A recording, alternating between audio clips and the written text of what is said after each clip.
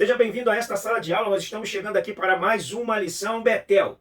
Já é a terceira lição desse segundo trimestre e nós temos por tema ordenança para congregar e prestar culto racional. Eu sou o Aguinaldo, nós somos aqui da cidade de Itaguaí, no Rio de Janeiro. Se você entrou aí e ainda não é inscrito, não deixe de se inscrever. Aciona o sininho para que você possa receber as novas notificações do canal. Não deixe de dar o seu like ou o seu dislike. Entrou aí? É proibido você não dar o like ou o dislike. Tá bom? Tá combinado assim então, hein? Vamos lá, vamos ver a hora. Lembrando que nós não somos aqui uma aula de escola dominical. É um resumo da lição. Então a gente utiliza aí 30 minutos a 40. A gente tenta sempre resumir o máximo possível para poder agregar para você aí alguns valores para aquilo que você já preparou, que o Espírito Santo já te deu, para que você possa somar com o seu conteúdo, tá bom? Vamos lá. Nosso tema é ordenança para congregar e prestar o culto racional. Aí nós temos como texto áureo ou texto de ouro, tá lá, rogo-vos, pois, irmãos, pela compaixão de Deus, que apresenteis os vossos corpos em sacrifício vivo, santo e agradável a Deus, que é o vosso culto racional. Então vamos lá. Culto, da razão, racional. E a verdade aplicada, uma característica marcante do nascido de novo é o desejo de estar unido com o povo de Deus. Uma característica marcante de quem nasceu de novo é estar junto do povo de Deus. Quais são os objetivos dessa lição? Isso é ponto importante porque é o que vai dar o norte para o professor. Mostrar que não devemos deixar de congregar, falar sobre não perder o desejo de congregar e destacar que precisamos prestar culto racional. Então você entra para cultuar, entra com a sua razão, você entra com a sua fé, mas também com a sua razão. Você não pode perder o seu sentido no culto, porque o culto ele também é racional. Qual é o texto de referência? Salmo 84, versos 3, 4, 10 e Hebreus 10, 25. Bom, Hebreus 10, 25 é um ponto importante até para a gente comentar, para que não haja nenhum erro interpretativo. Lembrando que nós estamos falando sobre ordenanças, mas na verdade, biblicamente, só há duas ordenanças deixadas por Jesus, que é o batismo e a ceia do Senhor. Essas são as duas ordenanças. Então, muito cuidado para que essa nomenclatura ou que essa palavra possa, de repente, dentro do seu contexto teológico, gerar uma confusão e um conflito dentro da sua aula. Então, é bom que você explique muito bem, que as duas ordenanças bíblicas são a ceia do Senhor, por favor, ceia do Senhor é o que está na Bíblia, deleta a ideia do Santa Ceia, tá? E o batismo nas águas, que era até então por imersão, tá? E aí nós vamos entender a importância de congregar. A importância de congregar e de prestar um culto racional. Talvez, de repente, até a temática aqui, a importância para congregar, ou a importância de congregar e prestar um culto racional, seria até mais lógico do que a ordenança. Até porque, até então, não existia uma igreja institucionalizada, né? Jesus está fundando uma igreja corpo. Eles iam ao templo ali prestar o seu culto, mas sempre baseado em oferendas de animais para que o substituísse os seus erros e os seus pecados. Vamos lá. Então nós temos aqui na introdução, muitos deixam de congregar por qualquer motivo. As dificuldades e lutas da vida jamais deverão ser empecilhos ou desculpas para alguém deixar de participar das atividades da igreja.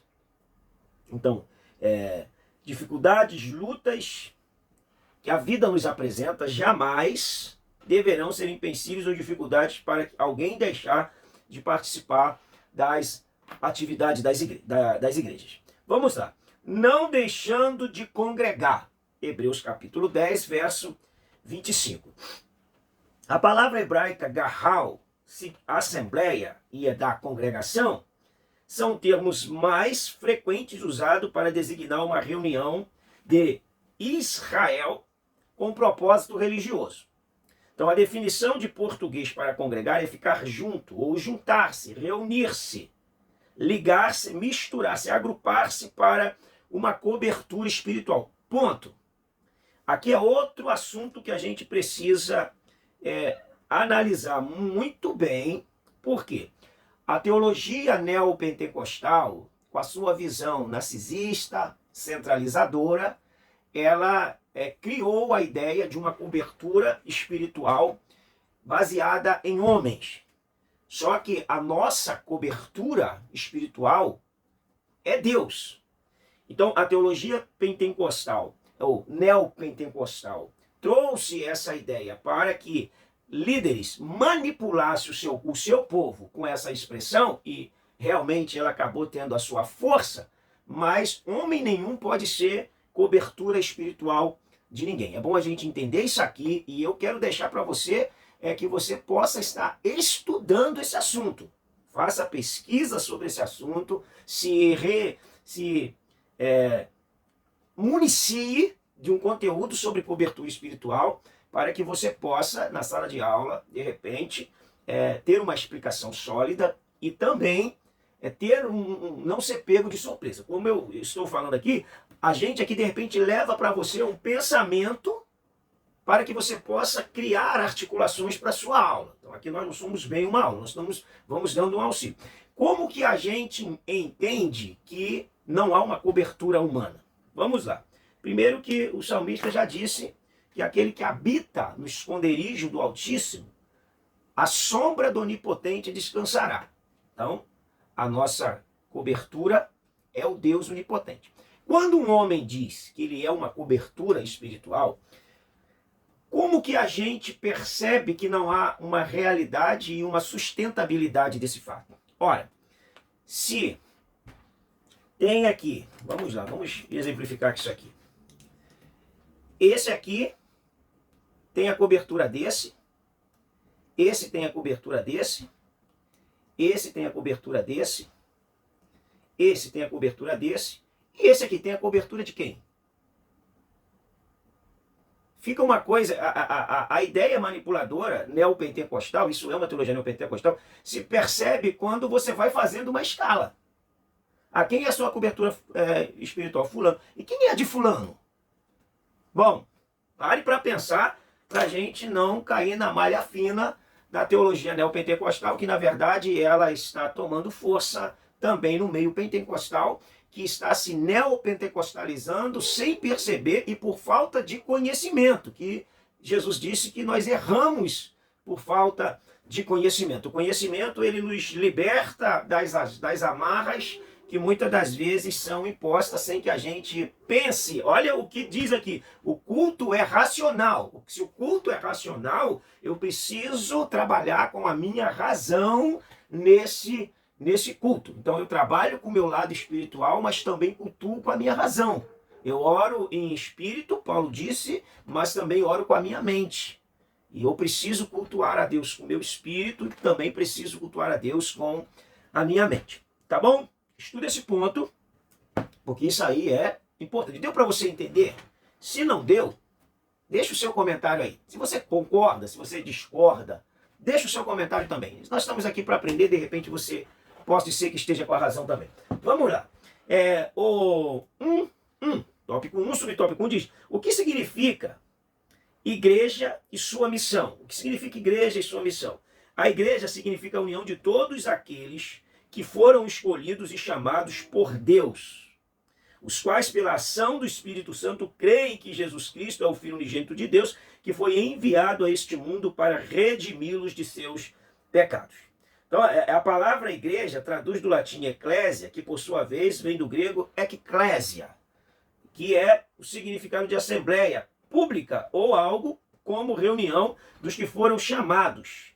É também comum ouvir que a igreja significa chamados para fora, pela combinação das duas palavras que significa no grego original chamar e fora, que é o ek. A expressão ek, o prefixo ek, de eklésia, é justamente o para fora, o fora.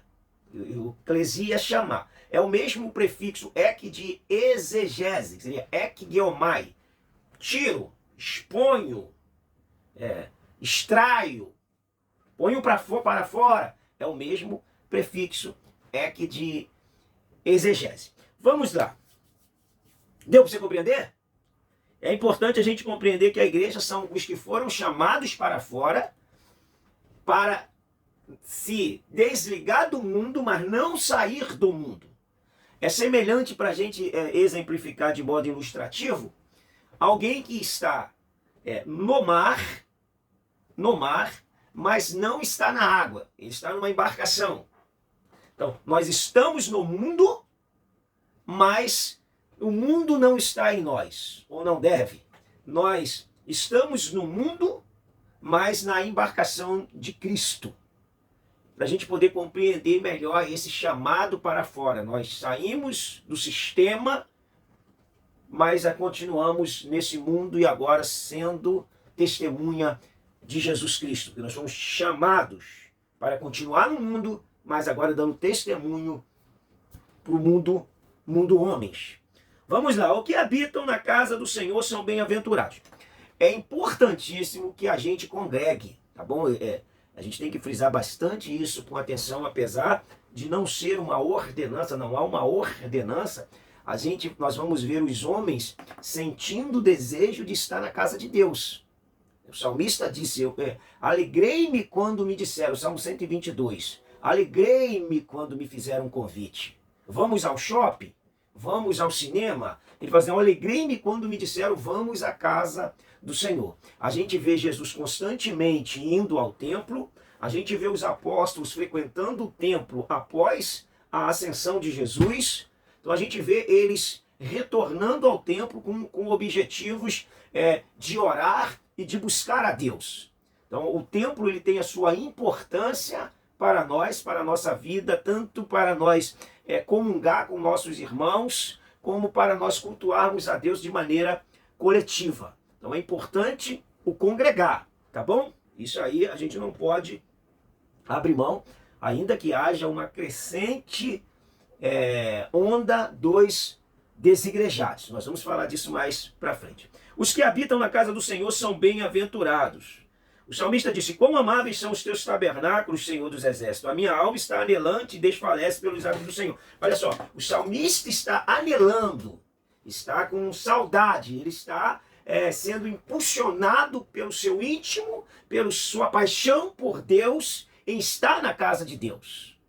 Ele é algo intrínseco, essa vontade de buscar a Deus, ainda que ele busque na sua casa, mas buscar a Deus de maneira coletiva com os seus irmãos. Então, para a gente compreender a importância de estar na congregação, no templo do Senhor. Ainda que a gente possa colocar a palavra igreja em três sentidos, igreja como uma instituição, é importante a gente falar isso, como uma instituição denominacional, como uma denominação. Ah, você é de que igreja? O que a gente diz? Ah, eu sou da Batista, sou da Congregacional, sou da Assembleia. A gente também tem o termo igreja para falar do templo. A gente vê um templo, a gente fala aquela igreja. Seja ela qual igreja seja. E a gente tem a igreja para falar de corpo. Então isso é uma questão de semântica. O sentido real será aplicado para o corpo. Mas ela tomou essa abrangência para a gente falar de igreja, denominação, igreja igreja-templo e igreja-corpo de Cristo. A Bíblia vai trazer essas ramificações e é bom que a gente entenda, porque a gente fala assim, não, igreja somos nós. Sim, igreja somos nós. Pelo que está nos textos de Jesus, quando ele funda a igreja, quando ele estabelece a igreja. Mas, com o passar do tempo, foi tomando outras conotações, como uma denominação, você é de que igreja, e como um templo. Ah, estou vendo ali uma igreja. Só para a gente compreender isso, porque isso também pode ser um assunto que possa entrar em pauta em sala de aula. Então, o professor tem que explicar de uma maneira bem lúcida, bem clara, para que todos entendam Senão as pessoas acham que está todo mundo errado e as palavras, com o tempo, elas foram tomando outras abrangências, inclusive igreja, mas no sentido de corpo de Cristo, a igreja somos nós. Tá ok? Deu para entender? Vamos lá. O 1,3 diz, como é bom e agradável que os irmãos vivam em união. O 1,3 diz que aqui podemos contemplar com destaque para a ênfase horizontal, ou seja, uma atenção para outros homens, a amizade e a união com os nossos semelhantes que servem o mesmo Senhor, que é o Salmo 33, verso 3. Que no último verso podemos interpretar de forma figurada que é tão bom vivermos unidos que o Senhor ordena a bênção e a vida para sempre. É porque a preocupação de Deus não é só que a gente tenha comunhão com Ele. A preocupação de Deus é que a gente tenha comunhão uns com os outros. Somos uma comunidade a qual nos chamamos de irmãos. Se entende que irmãos devem viver de maneira harmoniosa. A preocupação de Deus é que a gente, tanto que isso é um evangelho pregado por Jesus, ratificado pelos apóstolos, filhinho, amai-vos uns aos outros, ame o seu irmão, porque isso é a essência do evangelho. O amor a Deus vertical, o amor ao próximo na horizontal e o amor relacional.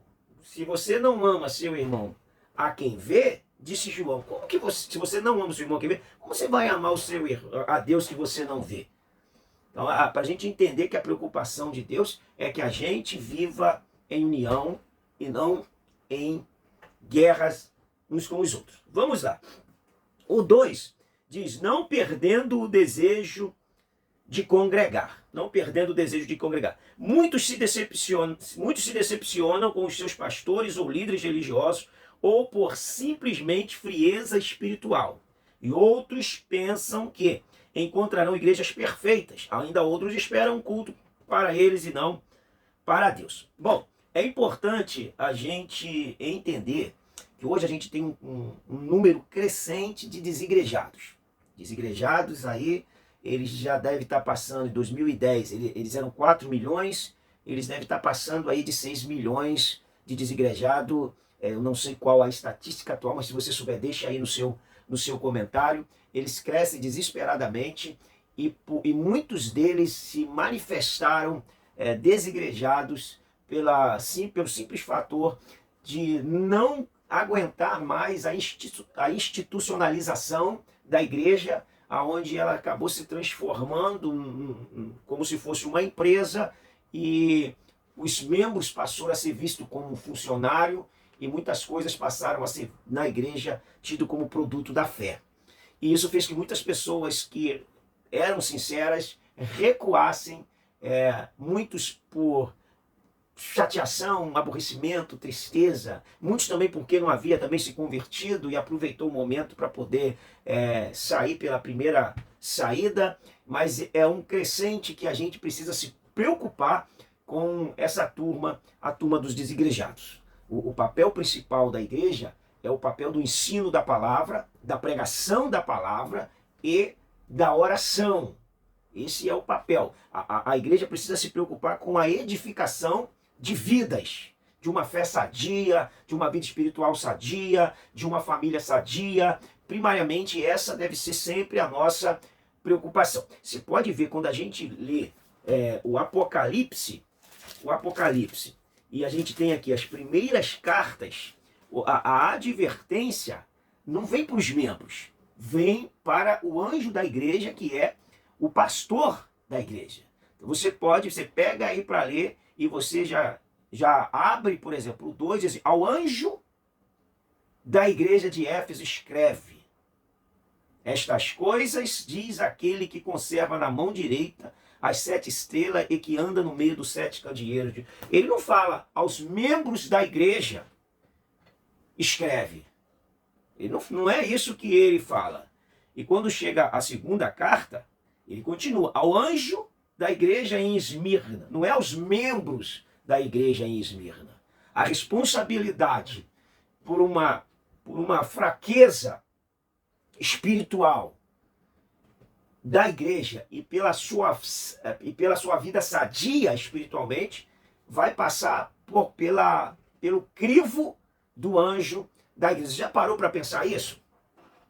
Já parou para pensar nesse contexto a responsabilidade que carrega um anjo da igreja, um pastor, o que está sobre os seus ombros? Se a gente parar para pensar e analisar, há um temor que deve invadir a nossa alma a ponto de estremecer a nossa carne pelas advertências que foi dada aqui na carta às igrejas de Apocalipse. Aí quando a gente vê aqui as igrejas, nós estamos falando justamente de igrejas locais que formam o corpo de Cristo. Vamos lá, porque o assunto é seríssimo. Como diz o filósofo Oswaldo, a coisa é séria. Vamos lá. Consequência de deixar de congregar. Ficamos mais vulneráveis das astutas ciladas do inimigo. Deixar de congregar já é uma cilada do inimigo. Dois pontos importantes. Pensa comigo. Deixar de congregar, você esfria espiritualmente. Mas muitas das vezes o diabo, não sei se é o diabo, se a gente mesmo se mantém frio até congregando. Então é importante a gente pontuar isso, porque deixar de congregar te esfria, mas se você também não buscar a Deus, você esfria congregando. Não é verdade? Então a gente precisa ter cuidado. E o pastor, o professor, o anjo da igreja, você que está ensinando ali, que é uma extensão do seu pastor, você está trabalhando no auxílio pastoral também como professor, porque você está com a palavra de Deus para ensinar, pesa uma responsabilidade sobre o seu ombro. Abacuque, ele diz no capítulo 1, Malaquias também, é o peso da palavra do Senhor. É sentir a responsabilidade de fazer uso da palavra de Deus para a edificação do povo de Deus. A gente não pode perder esse senso de responsabilidade quando a gente fala da palavra de Deus. Aleluia! Vamos lá.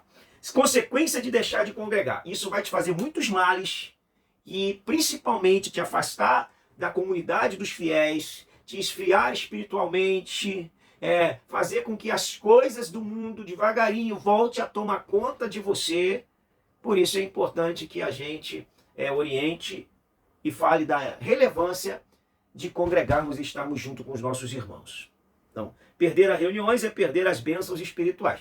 Bom, no dia de Pentecostes estavam todos reunidos no mesmo lugar e receberam o batismo com o Espírito Santo. Aqui é relativo, porque você pode, de repente, não querer congregar, ponto. E você realmente está perdendo bênçãos, que ali Deus derrama.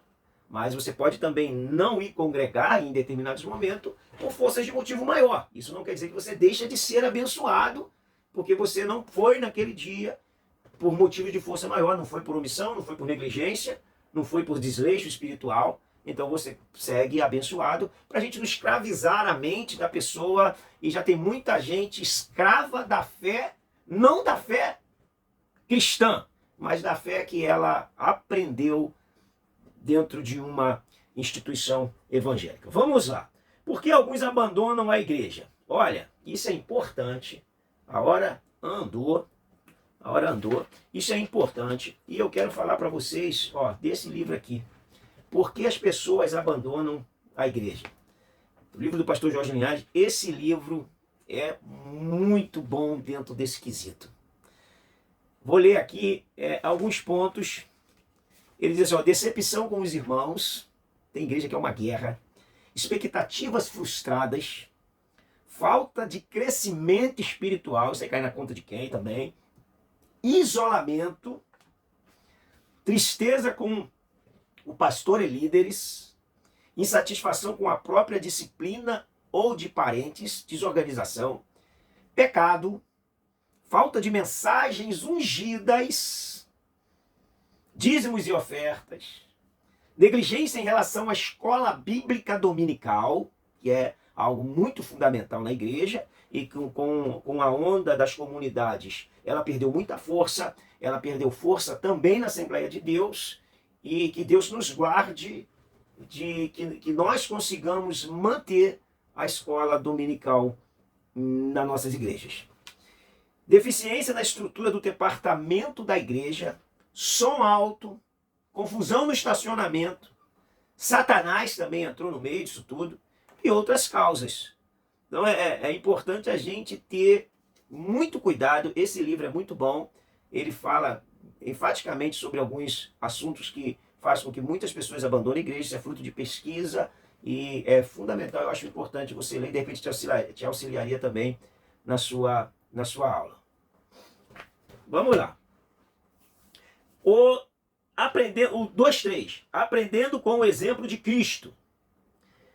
Era costume de Jesus estar na sinagoga para a leitura da palavra de Deus. Era costume lá, lembrando que a sinagoga não era uma igreja. A sinagoga era uma sala de assembleia que funcionava até como tribunal, funcionava como escola, mas aos sábados se mantinham ali as reuniões. Então ela também tinha sua funcionalidade como um local de culto. E Jesus, eles faziam reuniões deles lá e liam as escrituras. Nesse dia aqui, quem leu as escrituras foi Jesus. E ele leu assim: o Espírito do Senhor está sobre mim e ele me ungiu. Jesus lê e fala justamente isso. Estava sempre presente no templo, como também os seus discípulos. Jesus foi apresentado no templo. Ele chama o templo de casa de oração. Então Jesus valorizou ao templo, deu importância ao templo, mas ele não criou uma ordenança em relação a você ter para a sua salvação essa necessidade. A gente não pode colocar isso acima do sacrifício de Cristo, mas a gente não pode desprezar a relevância da congregação. A gente precisa congregar, eu quero ser enfático nisso. A gente precisa congregar, a gente precisa cultuar, a gente precisa amar os nossos irmãos, conviver com nossos irmãos e estar junto com os nossos irmãos. Eu estou tentando explicar porque alguém pode te pedir um versículo como base doutrinária. E a gente vai ver que isso era intrínseco. Eu sentia a necessidade de ir ao templo. Eles sentiam a necessidade de estar no templo. Então isso é intrínseco. Quando não há isso em mim, não há essa motivação interna em mim, é bem provável que eu esteja bastante estragado espiritualmente. Ou alguém que não senta mais vontade de estar na casa de Deus. Vamos lá. Oferecendo um culto racional. Outro livro importante, eu quero também citar para vocês, é esse aqui, ó. A Oração do Inferno. Esse livro aqui fala também do estado da igreja em alguns países. Como a igreja foi perdendo a sua força com o passar do tempo. E ele cita aqui, ó. Há um século, 98% do povo holandês frequentava a igreja.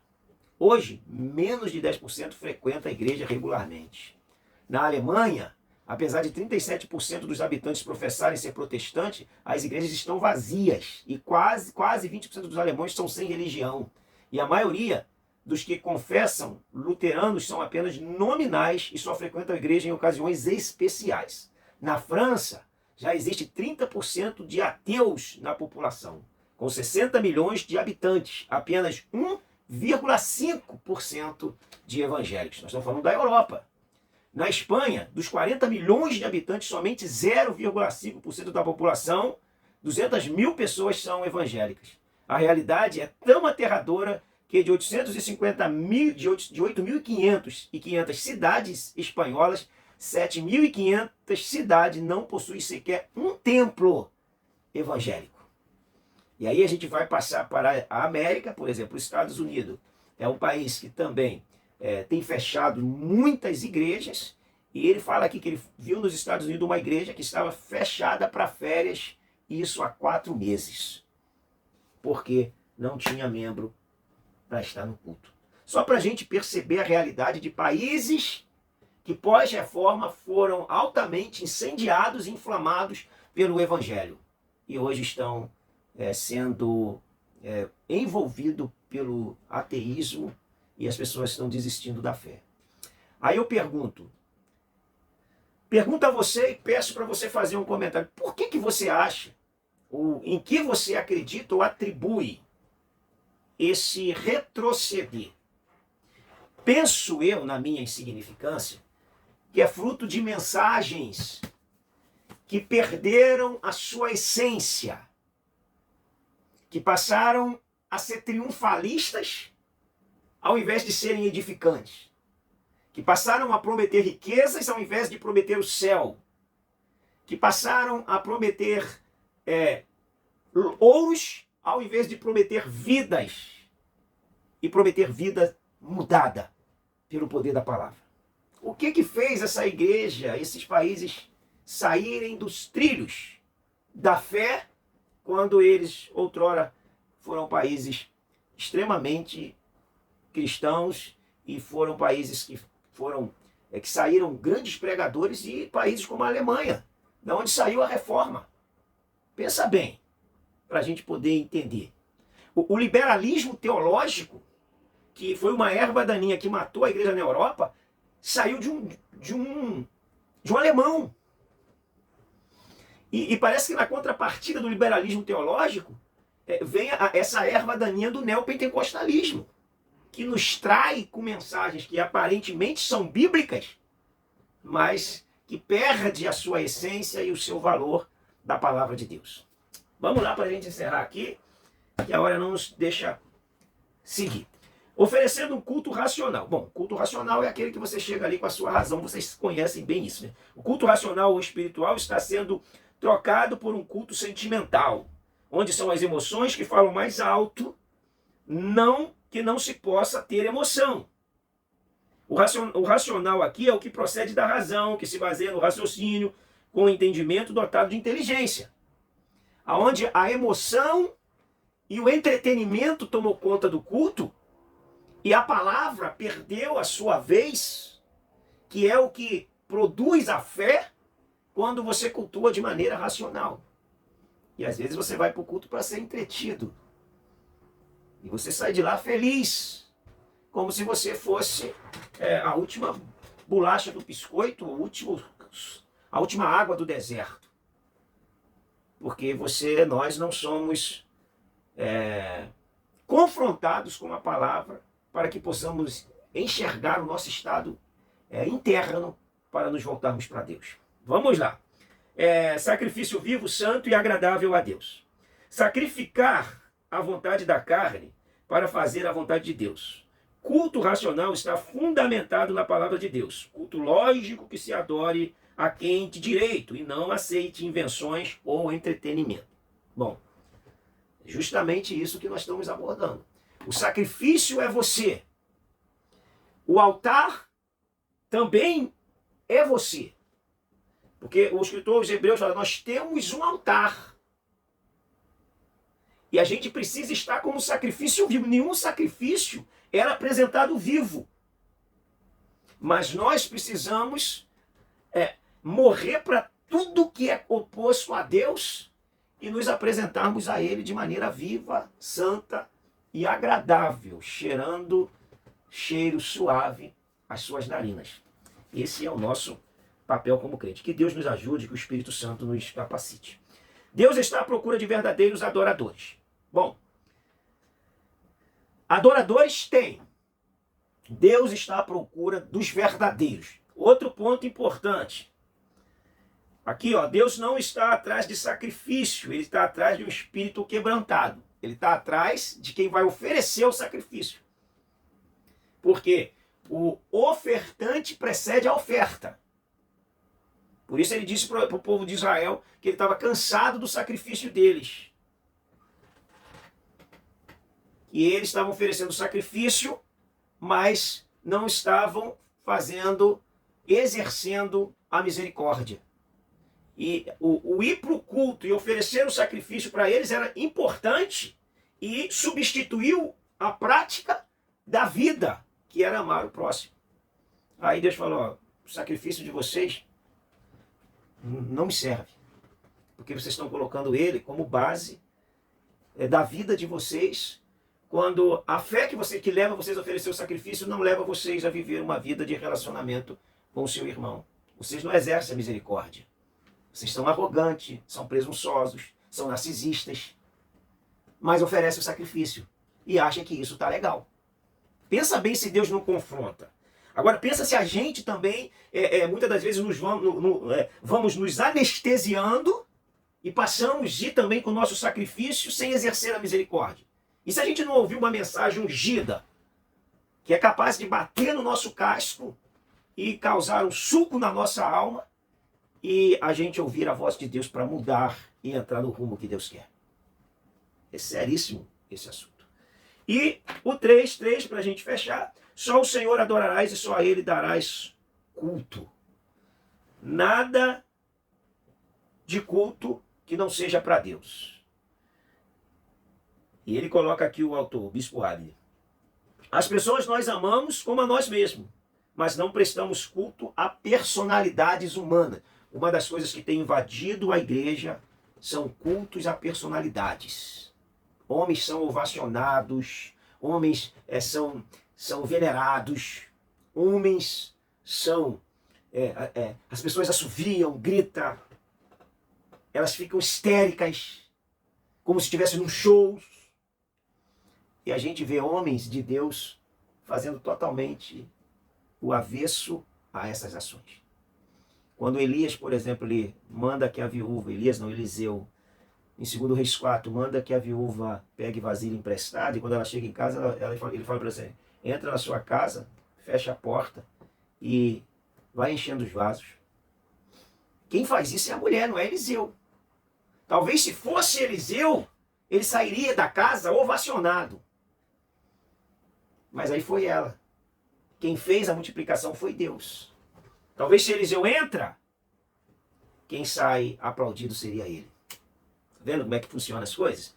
Então, concluindo aqui, vimos na presente lição a relevância de procurarmos cultivar comunhão coletiva, pois é fundamental para a prática da mutualidade cristã.